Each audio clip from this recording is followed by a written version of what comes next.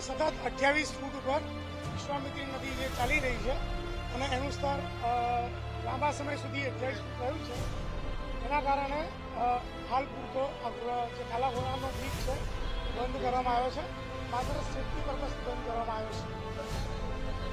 બરોડાની અંદર જે આઉટસાઇડમાં છે જામપુરા બ્રિજ એ બ્રિજ અને કાલાઘોડા